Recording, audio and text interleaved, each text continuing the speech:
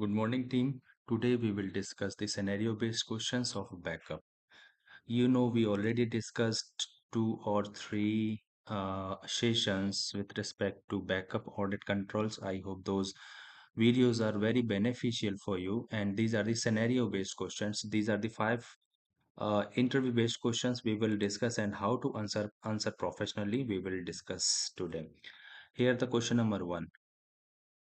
Interviewer is asking to you, you identified a critical audit findings, but management disagree and refuses to accept it. What would you do?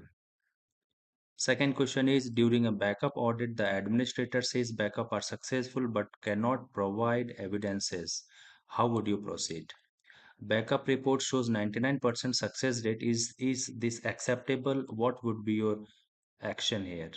Question number four, backup jobs are successful, but DR drill fails. What's your conclusion here?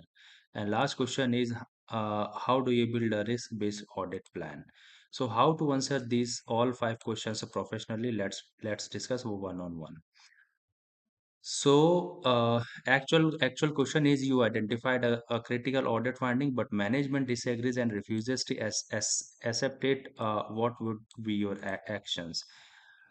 Business is saying that we have never faced a security incident, so this is not a risk. We don't agree with your findings. This is a statement of business, or this is a statement of the management. So here you need to work very professionally, because by asking these questions, right, interviewer wants to know whether you can handle the conflict professionally while maintaining audit independency or not. So step number one, these are your actions. First, recheck your evidences, because this these topics is going to escalate, right? So first thing is verify your evidences, whether you have proper supportive evidences available or not. So first I would verify my findings is supported by the facts. Example, review system config, recollect screenshots, review security policies, confirm the issue exists or not. This ensures that my finding is accurate, because these findings is going to escalate. These findings are management versus audit. Second step, understand management view. Also, you need to listen that what management is saying, why they are not considering your audit finding risk. So I would arrange a discussion and ask, you can help me with understand what is believable by you that this is not a risk.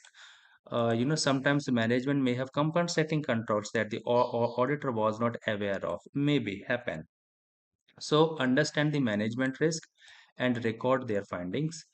Number three, very important, explain the business risk, right? Because you are a technical person, right? But it may be possibility that since they are from the business and they are not understanding the technical terms, so you need to you need to avoiding say that MFA is not enabled, right? Better to say, if an attacker compromise an administrative password, they may gain unauthorized access to critical components, which could results in a data loss or service disruptions. Management understand the business impact better than technical terms. This last statement is very important. Management understand business impact better than the technical terms, because they are from the business. It may happen that they not fully understand the business, they not fully understand the technical knowledge. So convey them with business terms. Okay. Here the step number four, refer the standard policies, right? You need to review all the company policies, regulatory requirements, and industry standards.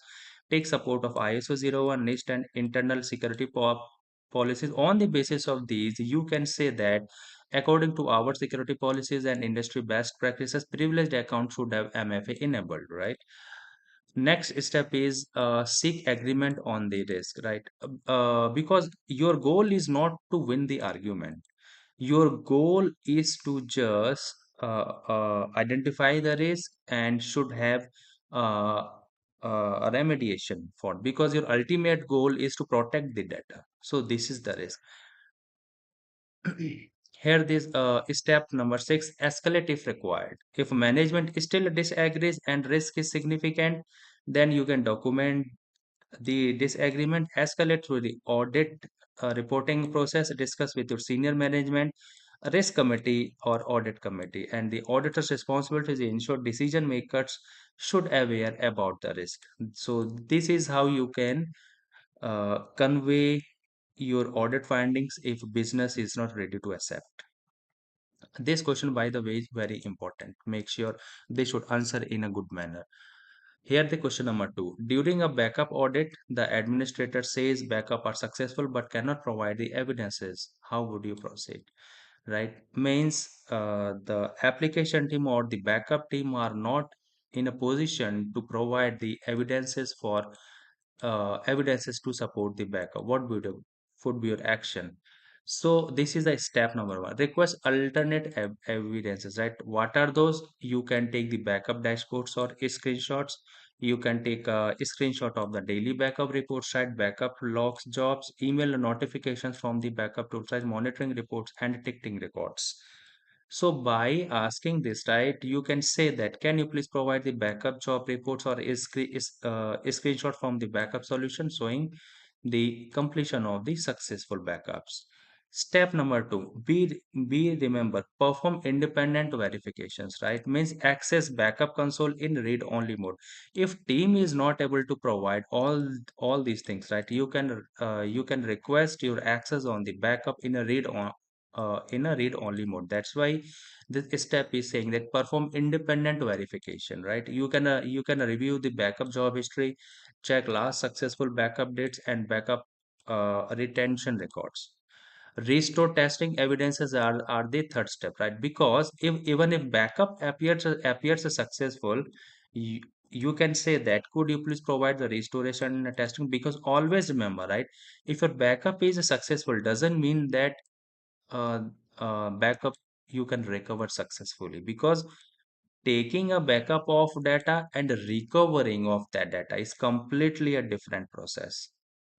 So the real purpose of backup is to recover data when required. So this is our main agenda. Step number 4 is assess the risk. What should happen here if no evidences are available, right? I would evaluate, is this is a critical application? Is this application is in scope for the business? Is customer or critical stakeholder data involved, and what is the business impact if backup fails?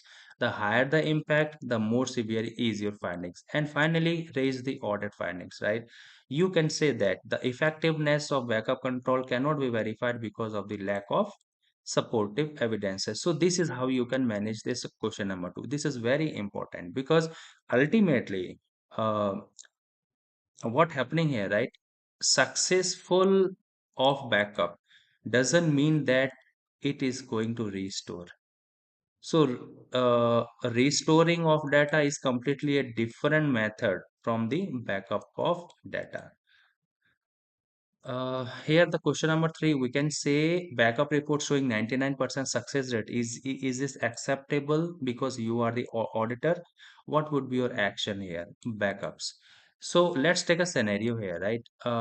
Assuming that total backup jobs you have is 10,000, successful jobs are 9,900, and the failed jobs are 100. So success rate is obviously 99%. If you look normally, right, 99% looks good, looks excellent. But here the question is, which 1% is failed? You need to analyze the failed backups, and I would request the details of the failed applications, failed servers, right, failure dates, failure reasons, and which failures was remediated. It may be happen that 1%, this 1% failures from the test server, from HR systems, or from SAP productions, right? If this failure from the test server, then it's fine, no problem. If HR system, then the criticality is high, right? And if SAP and if SAP production, then it comes under the critical. So, if failed backup of a critical production system, even 99% may not be acceptable. But if failed backup belongs to test servers or from the testing environment, right, then you can have a few considerable about it. Check business impact. This is the thing we just going to discuss, right? Is the critical application impacted? Is customer data involved? Does business operations stop if recovery needed? Right. Next step is check how long the failure exists. Means this failure happening since what is the last date of the successful backup. A backup failure for 1 day is different from the failure of the last 1 month. Let's take an example. Backup failed for 30 consecutive days and nobody noticed. This indicates that you really have a weak monitoring, weak governance, and insufficient controls. So, to recover this, here the step number 4, monitoring and escalation. Right, you need to have a alert generation on emails or incident tickets or escalation process, and you need to identify the root cause analysis also here. So auditor question would be here, right? Was an alert generated? Did someone investigated about this failure happens, and was the issue fixed timely or not? Next, always is a restorations part, because as I said in the last question, successful backup doesn't mean that you are recovering the data successfully, right? So in this complete scenario, right, in this question, in 99% success rate and 1% is the failure, right? So here are the acceptable conditions.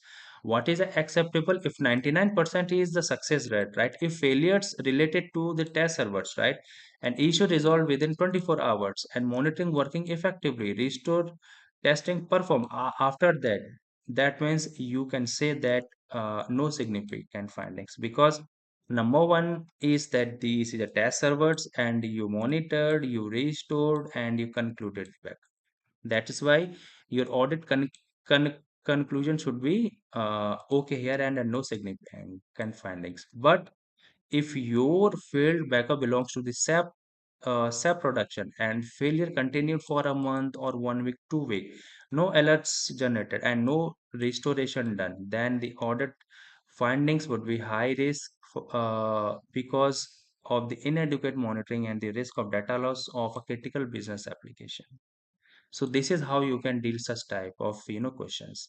Here the question number 6. Backup jobs are successful, but DR drill failed. What would be your action here? Backup of data is completely a different thing, and restoring on a disaster recovery site is a different thing. What is DR? DR is a disaster recovery site, guys, and this is a backup site which we generally prepared if our data center goes down. So complete load of the services shift from data center to disaster recovery site. So this is a backup, backup of the organization, we can say. So coming back to the question, backup jobs are successful but DR drill failed.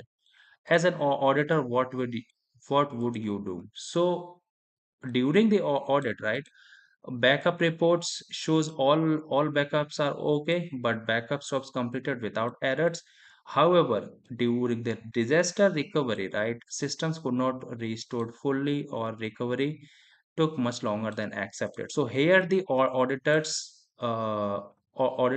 concern is successful of backups, right, do not necessarily mean that successful recovery, because both have the different methods, a different perspective.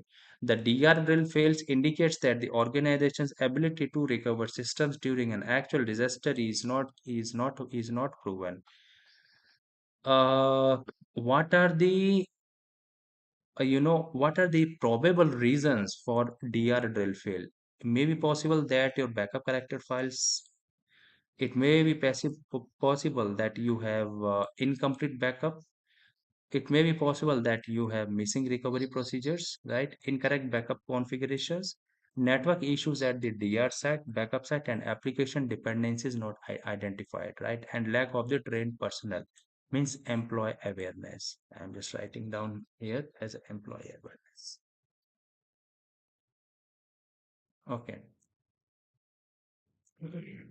Because if the persons are not aware, right, what to do, what not to do, then even you have complete SOPs, then you may find a lack, somewhere. Next step is whether RTO meet or not. RTO is the recovery time objective. Means RTO, for example, is 4 hours, and actual recovery happens in 12 hours. So it is not meeting the DR objective, and this is a weak control because you are not meeting our standard RTO as 4 hours, and it is a SLA breach. In the same way, you need to identify the RPO as well. RPO is a recovery point objective. It's a 30 minutes in service level agreement between two parties, and in actual the RPO goes to 24 hours. Means the business requirement is not achieved here. Again, this is a issue, right? And review DR testing evidences. What need to test here? DR testing reports, issues identified, root cause analysis, and these are the steps you need to follow. So ultimately, right, what would be the possible audit findings here? The possible audit findings are disaster recovery testing was unsuccessful despite successful backup completions, and these are the risk associated with it, right? And this is how you can treat, right? Recommendations from the audit perspective are, perform the RCA, remediate identified issues, conduct periodic recovery testing, right? Validate RPO, RTO requirements from the SLA, and retest until successful recovery is demonstrated. Because recovery is 100% required. Otherwise, there would be penalty. If penalty your organization is getting, that means you are losing your reputation, you are losing your financial strength, and you are also losing your operational capabilities also. Next question is, how do you build a risk audit areas? So this is very important. We can audit on the basis of risk base, on the basis of checklist base, etc. But risk base is the most approachable audit. So what need to an auditor? What should an auditor should do here? So understand the business objective. See, risk-based audit means identify the risk first, prioritize it with respect to your likelihood and with respect to your audit, and then you can recommend your mitigations according to the impact. So this is what the actual question means. So first, understand the business objective means, first you need to understand, right, what is business area, working area, right? What are the critical processes, what are the key applications, and what are the regulatory obligations. Example, if a company is heavily depend on the online services, right, means cybersecurity availability risk becomes the top priorities. Why? Because this is a complete online service. Second step is identify risk. How you can identify the risk? You can identify the risk from the multiple sources, from risk register, from management, from CISO inputs, from last audit reporting, security incident, right, regulatory such engine. Example of examples are, identify the cybersecurity threats, ransomware attacks, security issues, GDPR, data privacy, TPRM issues, and business continuity failures here. After collecting all this data, right, perform the risk assessment. Perform the risk assessment means identify the impact, identify the likelihood, and control environment and audit history. And after this, right, prioritize high risk areas, as I said at the initial after reading the question. So if any backlog in the cybersecurity, the risk level is high. Means you need to uh, first your recommendation should go to the cybersecurity part, right? Second is the IAM or the privileged access. It is also high. Backup and the disaster also high. And the security part also high. Vendor risk management, we can say that it is a high actually. If physical, medium, and asset management, you can say as a low, right? Consider emerging risk. Emerging risk, what is mean by emerging risk? Emerging risk means, right, nowadays we are moving to AI, we are moving to automations, right? These technologies OEMs are building to support you, right? But with respect to increasing the technology, right, we have also incoming threats. So emerging technologies have the potential threats, right? AI has different level of threats which they can bring to your organization. So examples of emerging threats are, AI adoptions, new ERM implementations, right? Mergers and acquisition, and new regulations. Review last year audit findings means special attention is given to the high risk observation, right? Repeat identifications, and long overdue remediation items. Okay. Discuss with the stakeholder for all these audit findings. For example, you can discuss with CIO, CISO, risk management team, senior management team, and the audit coverage with the business priorities. And finally, I will present to audit committee, risk assessment methodology, audit coverage, resources requirement, audit vacancy, and all, and rationalize for the prioritization for employees. So this is the step you can plan as a risk based. So risk means what, right? Risk means what the chances of impact and chances of the likelihood is more, which can finally damage your reputation, finally damage your operational issues, and finally damage your financial penalties. So this is how you can make your strategic planning. So guys, if you need below trainings, right, we are covering ISO 27001. We are covering third party risk management. We are covering transactional security frameworks like PCI DSS. We are covering GDPR and DPDPA also as a data privacy, SOC 2 and SOX, and we are also supporting in interview preparations, interview tips, resume structure, and you can connect me one on one for your specific support at any time, right? And implementation on the Archer, right? So if you want to come in governance, risk, and compliance, doesn't matter whether you wants to change your domain, or you are a college freshers, or you have zero experience, and you want to boost your experience in governance, risk, and compliance, you are welcome. So do comments, guys, or you can email me on grcdecode@gmail.com, or you can uh, call me, or you can WhatsApp me on 9015997199. Thank you so much. Have a nice day.